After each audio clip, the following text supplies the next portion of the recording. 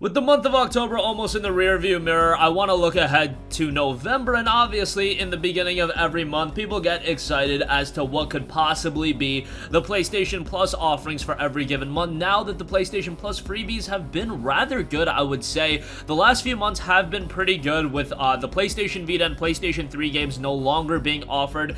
Everybody was expecting the PlayStation 4 titles to be heightened in quality, and for a little bit they really weren't, but I feel like they've done a pretty good job the last few months. And in today's video, I want to highlight 5 games that I would love to see as PlayStation Plus offerings in the month of November. I'll go through each of them, I'll give you guys some background on the titles, and I'll also go over why I would like to see them as PlayStation Plus freebies if they're necessarily not freebies in November, maybe sometime down the line. If somebody from Sony randomly stumbles across this video, I don't know, maybe it could get to the right hands and the right people can see it and they can work out the right deals. Whatever the case may be, I think it's always smart to be vocal about what we want out of PlayStation Plus, because we've seen in the past, if there is a month that's a little bit dissatisfying, or if, you know, we're just not happy with something, Sony does listen.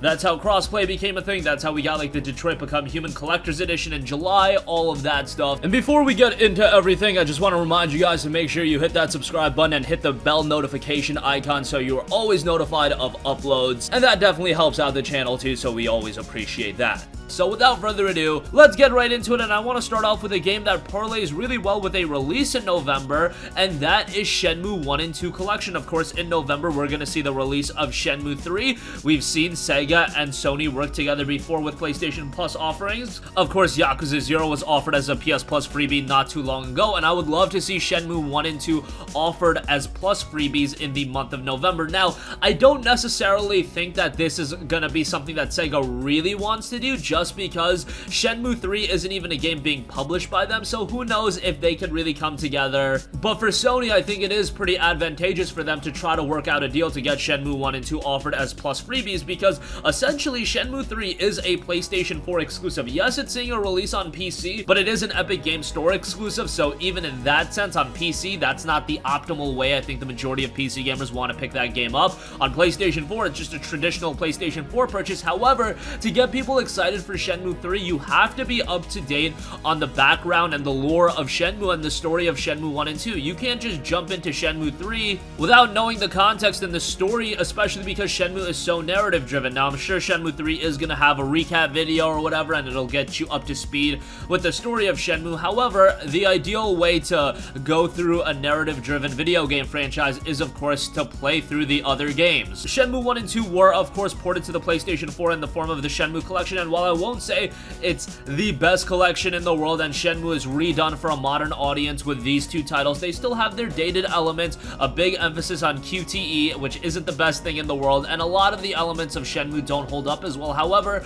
the narrative is still incredibly strong, and I think offering Shenmue 1 and 2 as freebies for November would be something people would get excited about. And again, checking out Shenmue 1 and 2, if they play through that, if they like the story of that, they'll probably check out Shenmue 3 as well. Alright, next up, here's a game that has its sequel coming up in 2020, and I would love to see it as a Plus freebie, and that is Dying Light: The Following Enhanced Edition. Dying Light was one of the remarkable PlayStation 4 titles earlier on in this generation. The base game released back in early 2015, then we had The Following Enhanced Edition, which was a better and more improved version of the game that released in 2016, and Dying Light is awesome. It's an open world, parkour focused survival zombie title. I can't say enough good things about it. Visually, it looks great, the gameplay is good, and while the story I won't say is absolutely top notch, it's there and it's relatively decent.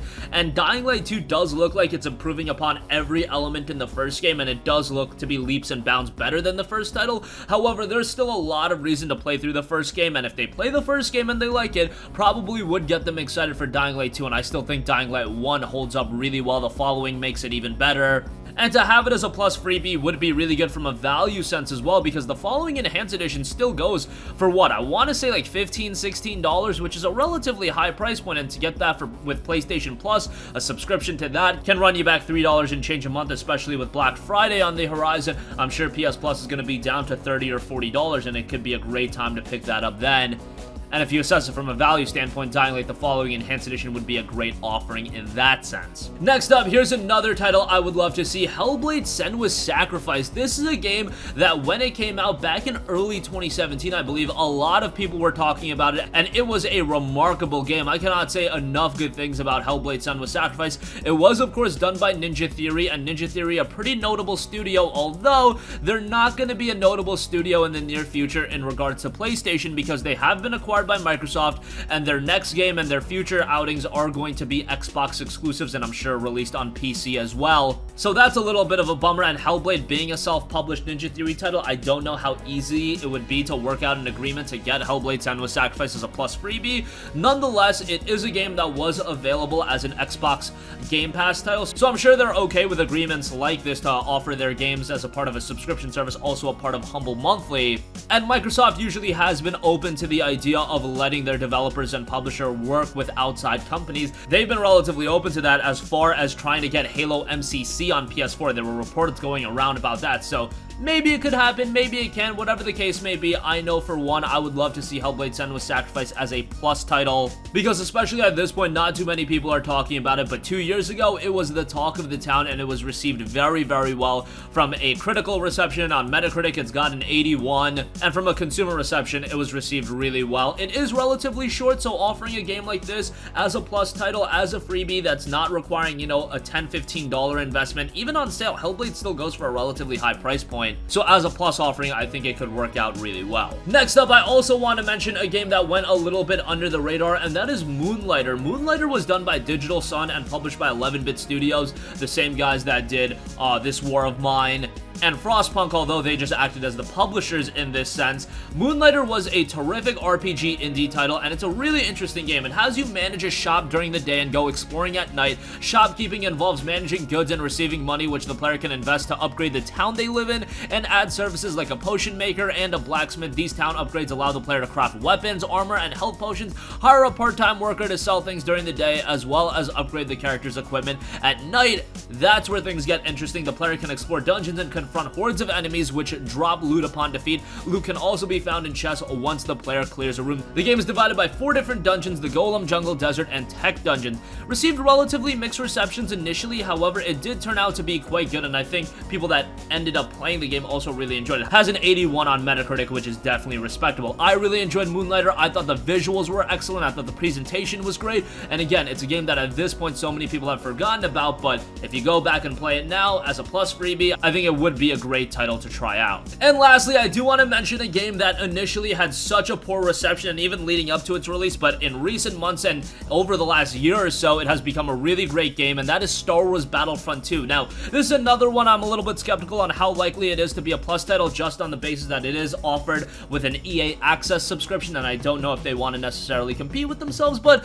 we have seen EA offer their games as games with gold titles or PlayStation Plus titles in the past, so I don't really think that should be too big of an issue. Whatever the case may be, Star Wars Battlefront 2 is a really good game. I know it's surprising to some of you guys to hear that, just because this game got such a negative reception leading up to its release and on release day. However, DICE did a fantastic job of remedying this game and making it a quality experience, adding a ton of new content, consistently updating the game, and of course removing all of those microtransactions that people really lashed out at EA for. That's really not indicative of the fundamental game quality, because at this point in 2019, Star Wars Battlefront 2 is a really great game, and yes, there is a decent amount of people playing online, but offering it as a plus freebie would definitely add to that and would be a jolt to the player base as well and get a lot of new people playing the game as well. I'm always an advocate of offering multiplayer games as plus titles, especially if they have lagging user bases, or just offering them in general, because multiplayer games are incentivized when you can play with a couple of friends, and if you're offering it as a plus game, that means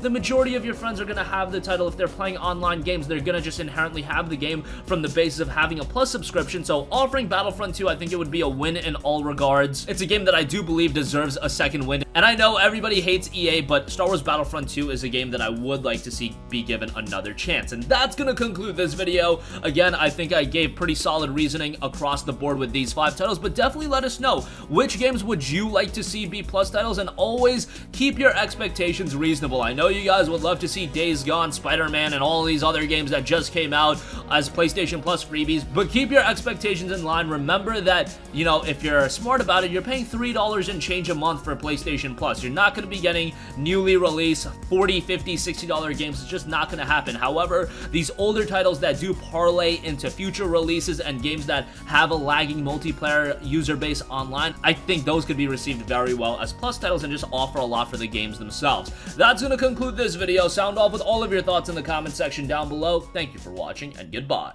Hey guys, we hope you enjoyed the video, and if you did, make sure to hit the subscribe button, and if you're already subscribed, do us a favor and hit the bell icon. This way you'll be notified whenever we post a new video. That's the best way to keep up with all of our uploads, and we usually try to upload 2 videos a day. And with the bell icon hit, you'll be notified whenever we do upload a video. As always, thanks for watching.